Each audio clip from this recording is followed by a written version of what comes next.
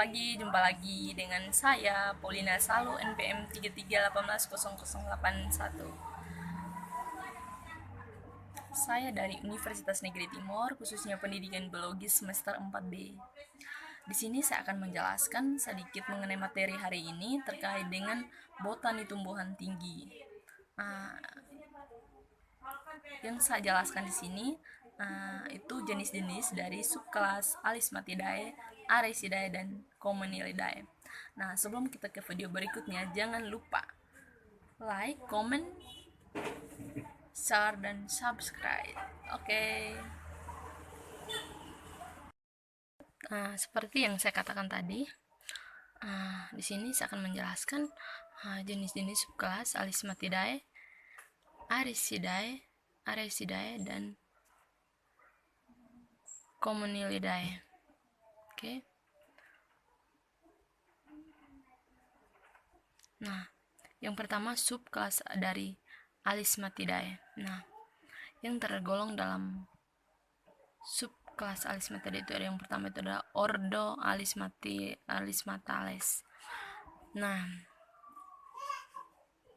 itu ciri-cirinya itu habitus herba, tumbuhan air atau tempat. Tumbuhannya bisa hidup di air atau tempat lembab, dan Aeranhimatus. Nah, daunnya umumnya berseling atau roset akar, ada helaion daun dan tangkai daun dengan tulang daun Acrodomus atau Cambridomus. Bunga umumnya itu memiliki braktea, actinomorph, dan hipogyn. Trimer priantum umumnya 3, berwarna hijau. Itu dapat dibedakan berdasarkan hijau atau bersifat peristen.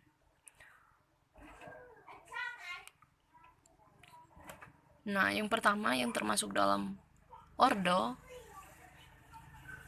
Alismatales, yang pertama itu adalah famili Alismataceae. Nah, ciri-cirinya itu yang pertama herba akuatik dan tempat lembab. Nah, tempatnya itu herba akuatik atau tumbuh di tempat yang lembab. Nah, memiliki bunga biseksual, sering kali tersusun berkarang.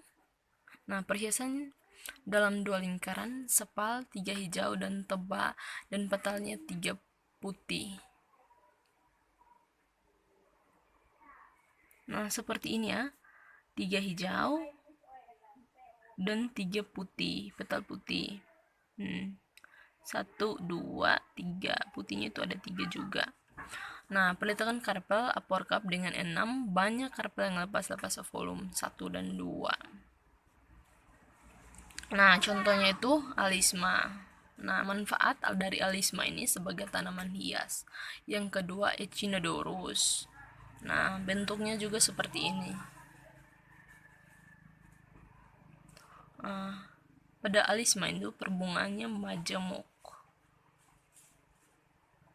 Yang kedua, contoh yang kedua itu seperti Echinodorus. Nah, itu manfaatnya juga sebagai tanaman hias. Yang ketiga, Sagittaria juga memiliki manfaat sebagai tanaman hias. Nah, yang kedua, ordo Hydrohartales.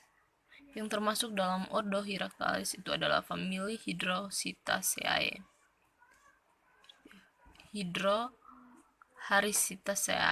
Nah, itu memiliki tempat yang herba, akuatik, atau rawa. Nah, bebas terapung atau tanaman pada substrat. Nah, pada daun, roset akar atau tidak dengan susunan daun bervariasi, berseling atau berhadapan atau berkarang. Nah, contohnya seperti ini. Contohnya seperti Thalassia, Valisandria, dan Hilryl. Nah, manfaatnya itu biasa digunakan sebagai bahan penelitian karena memiliki beberapa keunggulan sebagai berikut. Nah, contoh gambar bisa lihat dengan jelas. Contoh-contoh. Yang ketiga adalah ordo Nagales. Nah, ordo Nagales ini juga mempunyai beberapa famili. Yang pertama itu famili Potamogetonacea. Nah, Potamogetonacea ini memiliki ciri-ciri yang pertama, hidup di tempat yang berair ya. Nah, memiliki ovulum tunggal pada masing-masing karpel. Nah, tempat duduk daunnya itu tidak roset, akar. Perbunganya itu bermacam-macam. Ada yang bunga sempurna dengan memiliki tebal 4, statementnya 4, polen globosa, dan merupakan tumbuh air yang bersih. Tumbuhan di air yang bersih. Nah, dia tempatnya itu di air. Nah, contohnya itu Potamogeton sp.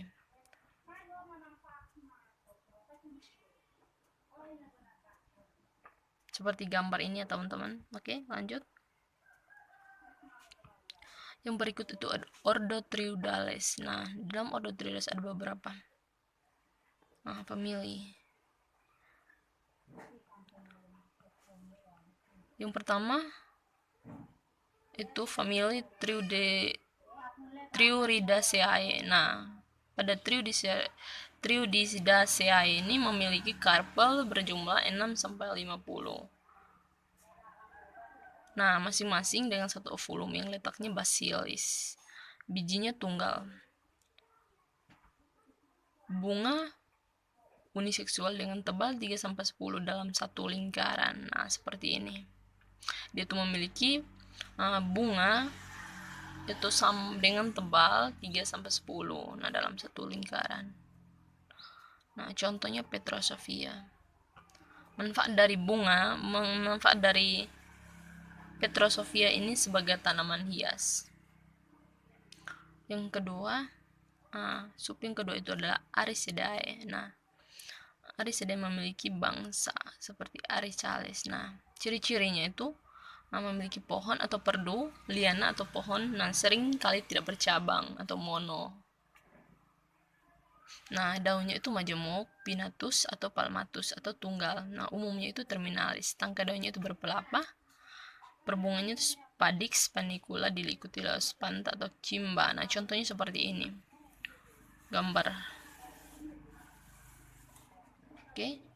Contohnya itu Citonasis laka. Nah, manfaat dari Citonasis laka nih ya, ini tuh sebagai tanaman hias. Yang kedua itu salaka atau disebut salak. Nah, manfaat dari tanaman ini bisa diambil buahnya bisa dikonsumsi. Nah, gambar yang berikut itu adalah Cocos lucifera atau kelapa. Nah, manfaat dari tumbuhan ini bisa diambil buahnya untuk dimakan. Dan Arena pinnata atau aren. Nah, ordo yang berikut adalah ordo Sinatales. Nah, yang termasuk dalam ordo Sinatales itu adalah famili Cisalantaceae. Nah, tumbuhan ternal habitus mirip palmae juga. Nah, batangnya itu pendek atau tidak ada, daunnya berbentuk kipas angin seperti palmae tapi bertepi rata. Nah, contohnya Cyclanthus biraptus. Seperti ini ya teman-teman gambarnya. Itu manfaatnya juga banyak, digunakan sebagai obat-obatan, tanaman hias, dan sebagai berikut. Nah, yang berikut adalah ordo Pandales. Yang termasuk dalam ordo Pandales itu ada famili Pandanaceae. Nah, ciri-cirinya itu berupa pohon atau perdu, memiliki akar udara yang kuat, memiliki daun yang tersusun, spiralis 3 atau 4, sangat rapat sehingga kelihatan baris tanpa ruas pada ujung batangnya dan cabang. Nah, contohnya Pandan amorylliolus. Nah, seperti ini ya. Nah, Pandan amorylliolus, manfaatnya itu yang pertama, daun digunakan sebagai pewangi pada makanan dan juga bisa dijadikan pewarna. Yang kedua itu sebagai kecantikan rambut untuk menghilangkan ketombe dan menghitamkan rambut. Yang ketiga itu bisa dijadikan sebagai obat penambah nafsu makan dan obat herbal rematik. Oke, kita lanjut. Ordo Arales. Nah, yang termasuk dalam Ordo Arales itu adalah famili Araceae. Nah, ciri-cirinya itu berupa herba yang hidup di tanah, jarang di air. Nah, mempunyai rizoma atau umbi yang mempunyai getah susu. Daunnya itu tunggal atau majemuk, semua di dasar. Nah, pada tangkai atau batang. Nah, tangkai daunnya itu berpangkal berpelepah. Nah, bunga kecil dan sering dengan buah yang busuk.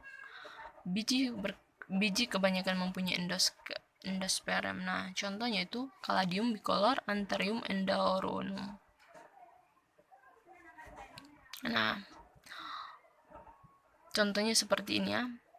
Contohnya Caladium bicolor.